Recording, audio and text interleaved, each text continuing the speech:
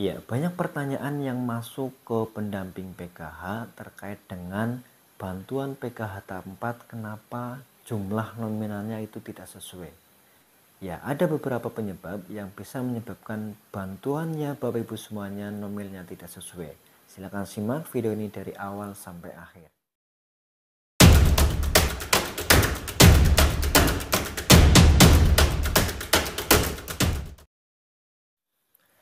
Assalamualaikum warahmatullahi wabarakatuh. Ketemu lagi dengan saya Fuad Hasan Febrianto, pendamping PKH Kabupaten Kebumen.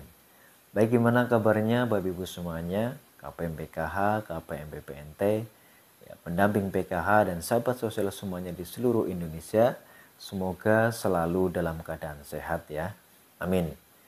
Nah, baik, di video kali ini saya akan menyampaikan informasi ya terkait dengan banyaknya pertanyaan ya yang ditujukan kepada saya, kepada pendamping PKH. Ini terkait dengan banyaknya ya nominal bantuan PKH yang tidak sesuai dengan jumlah komponen atau kategorinya. Nah, ini kira-kira kenapa? Ya, ini ada beberapa penyebab yang bisa menyebabkan ya bantuannya itu tidak sesuai dengan nominal tersebut. Namun sebelum saya bahas lebih lanjut, ya mohon bantuannya, mohon keikhlasannya untuk bisa like, subscribe, comment, and share di bawah ini. Dan jangan sampai lupa untuk bisa klik tombol notifikasi loncengnya supaya Bapak Ibu semuanya bisa mendapatkan video-video terbaru dari kami. Dan jika video ini bermanfaat, berguna, silakan untuk bisa di-share, dibagi ke teman-teman yang lain. Dan jangan lupa, ya, ketika nonton video ini, itu ditonton dari awal sampai akhir. Jangan di-skip, jangan dipotong-potong. Supaya apa? Supaya Bapak Ibu semuanya bisa mendapatkan informasinya secara lengkap. Seperti itu, terima kasih. Oke, baik, seperti tadi saya sampaikan di depan bahwa saya akan menyampaikan informasi penting ini terkait dengan banyaknya pertanyaan yang masuk ke saya, yang ditanyakan ke pendamping PKH. Ini terkait dengan bantuan PKH di tahap 4 ini yang jumlah nominalnya itu tidak sesuai dengan kategori. Ya, seperti kita ketahui bersama bahwa bantuan PKH atau komponen PKH itu terdiri dari 3 komponen, yaitu komponen kesehatan, komponen pendidikan, dan komponen kesejahteraan sosial. Nah, untuk komponen kesehatan itu terdiri dari ibu hamil dan balita. Kemudian untuk komponen pendidikan itu anak sekolah, mulai dari anak SD, SMP, sampai tingkat SMA. Nah, kemudian untuk komponen kesejahteraan sosial ini terdiri dari lansia yang sekarang itu terbaru aturannya itu minimal usia 60 tahun ke atas.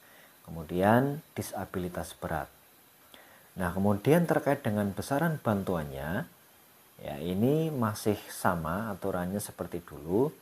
Untuk komponen kesehatan yaitu ibu hamil dan balita usia 0 sampai 6 tahun itu jumlah bantuannya per tahap ya atau 3 bulan itu nominalnya sebesar Rp750.000. Nah, kemudian untuk komponen pendidikan untuk anak SD itu jumlahnya sebesar 225.000. Kemudian untuk anak SMP itu sebesar 327.000 dan untuk anak SMA sebesar Rp500.000 ya untuk per tahapnya. Nah, kemudian untuk komponen kesejahteraan sosial yaitu untuk lansia usia minimal 60 tahun dan disabilitas berat itu jumlah bantuannya per tahap senilai Rp600.000. Nah, di penyaluran bantuan PKH tahap 4 ini ya yang sudah mulai disalurkan ini melalui PT Pos. Jadi yang biasanya itu disalurkan melalui Bank Himbara, namun kali ini ya pemerintah pusat dalam hal ini Kementerian Sosial itu bekerja sama dengan PT Pos yaitu untuk menyalurkan bantuan PKH-nya. Ya, tidak melalui Bank Himbara namun sekarang melalui PT Pos. Namun tidak tahu nanti kedepannya atau akan melalui PT Pos terus atau tidak, ya kami tidak tahu juga. Ini memang keputusan pusat seperti itu. Nah, yang jelas ini sekali lagi banyak pertanyaan yang masuk ke kami, kenapa kok nominalnya untuk tahap 4 ini itu tidak sesuai.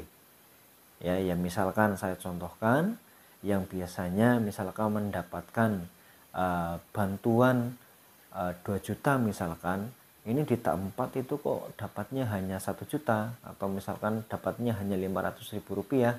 Nah, ini kenapa? Nah, ini penyebabnya apa? Nah, setelah kami pelajari, setelah kami tanyakan, itu minimal ada 3 penyebab yang bisa menyebabkan bantuannya Bapak Ibu semuanya itu tidak sesuai nominalnya. Yang pertama, misalkan kategori atau komponen PKH-nya Bapak Ibu semuanya ini kategori pendidikan, ya komponen pendidikan.